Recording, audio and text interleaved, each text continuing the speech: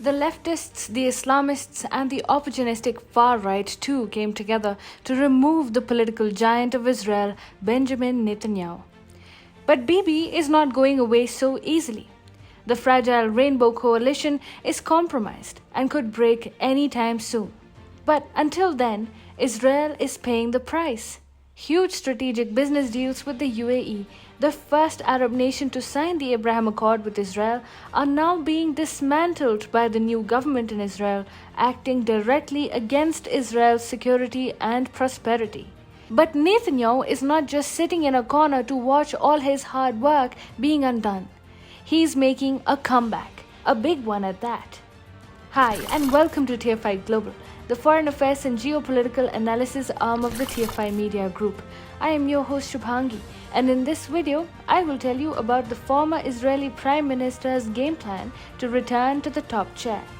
Let's begin. Former Israeli Prime Minister Benjamin Netanyahu is working tirelessly.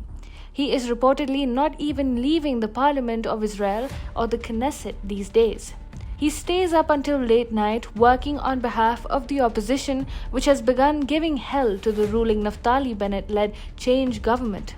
Those following Israeli politics are beginning to realize that Benjamin Netanyahu is in fact getting ready to return to power as soon as possible.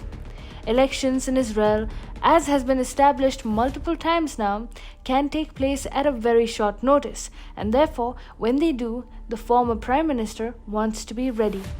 According to a report by AI Monitor, from a luxurious office suite that he rents in one of Herzliya Pituah's most prestigious towers, former Prime Minister Benjamin Netanyahu is plotting his return to power.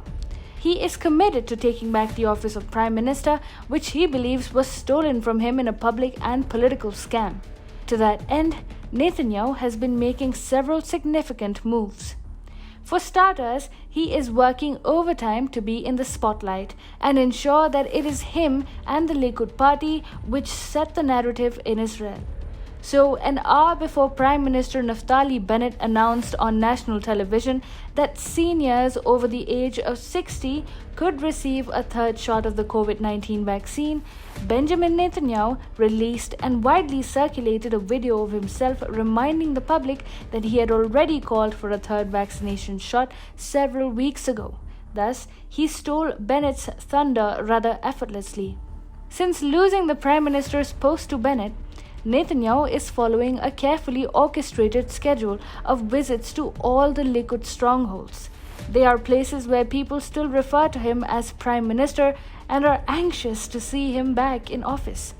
According to the AI Monitor report, people in such strongholds which Netanyahu is now canvassing do not identify in any way with the current government.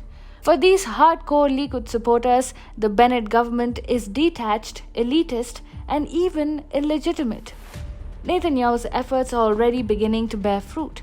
This was evident in the results of a poll released by Channel 12 on Thursday. When asked which prime minister handled the coronavirus pandemic better, the respondents placed Netanyahu far ahead of Bennett. Some 43% of respondents said that Netanyahu handled the pandemic better, while just 21% said that Bennett did a better job. As reported by TFI, and as is generally known in Israel, the change government will not be lasting long. This rainbow coalition of parties from the far right, center, center left, and far left will crumble eventually under its own weight. Naftali Bennett, also known as a staunch conservative, is simply buckling under pressure from his far left and Arab partners. In line with the same, after Israel restricted Gaza's fishing zone from 12 to 6 nautical miles recently following Hamas's incendiary balloon attacks on the Jewish state, the Bennett government had once again expanded the zone to 12 nautical miles. It does not require incredible genius to realize that the decision to restore Gaza's fishing zone was taken under pressure of the Arab Ram Party, which is a coalition partner in the present Israeli government. Meanwhile, the Israel-UAE relationship and therefore the Abraham Accords momentum in the region is being sabotaged by Bennett's leftist partners. The Israeli Ministry of Environmental Protection, headed by recently sworn-in Environmental Protection Minister Tamar Zandberg of the left-wing Meretz party, has stated that it will postpone the implementation of a proposed oil transportation agreement with the United Arab Emirates. The agreement would see Gulf oil brought to the Red Sea port of Eilat by tanker, then moved by pipeline through mainland Israel to the Mediterranean port of Ashkelon, from where it would be shipped to Europe.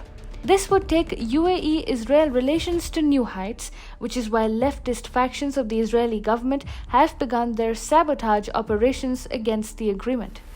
In fact, former Prime Minister Benjamin Netanyahu had warned about all of this. He had said that the new government would be a mere puppet in the hands of the leftists and Islamists, and that is precisely what is happening.